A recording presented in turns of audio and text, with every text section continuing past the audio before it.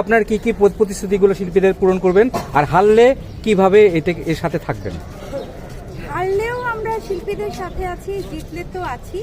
তবে আমি যেটা বলি যে প্রথমত আমাদের শিল্পীদের যে কোনো মানে সাধারণ সম্পাদক আসলেই হচ্ছে আমাদের শিল্পীদেরকে হুটহাট করে এই যে বাদ দেওয়া হচ্ছে, এই জিনিসটা টোটালি অফ করতে হবে।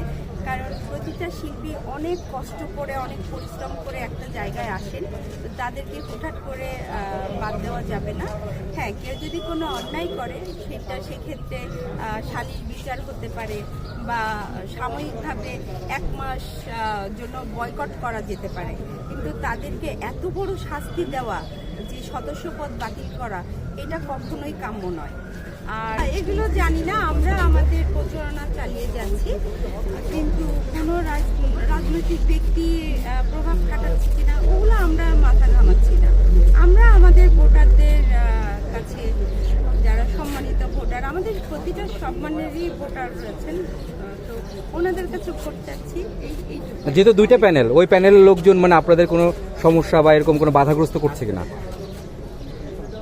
আজকে আসলে আমরা কোনো দ্বন্দ্বে না যাই, ছোটোখাটো যা হয় ওগুলো আমরা ক্ষমা সুন্দর দৃষ্টিতেই দেখছি, ওইটা আমরা আমলে নিচ্ছি না।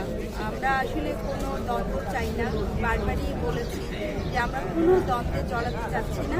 আমরা সুষ্ঠু একটা নির্বাচন চাই, আমাদের ভোটারদের কাছে ভোট চাচ্ছি, তাদের সাথে এই যে মত বিনিময় হচ্ছে, এইটুকুই আছে। যেহেতু আগে আপনি একটা প্যানেল ছিল, আরেকটা প্যানেলে গিয়েছেন, এখন এই প্যানেলটাকে আপনার কি মনে হচ্ছে? পজিটিভ, মানে এরা কি জিতবে?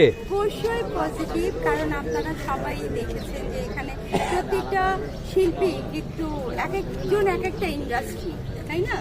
তো এবং সবাই সম্মানিত ক্যান্ডিডেট, তো ইনশাল্লাহ আমাদের এই প্যানেল জিতলে। দ্বিতীয় হচ্ছে আমাদের অনেক সিনিয়র সম্মানিত শিল্পীরা রয়েছেন, তাদেরকে যে অসম্মান করে জাতির কাছে গ্রো করা, এই জিনিসটা বন্ধ করা উচিত।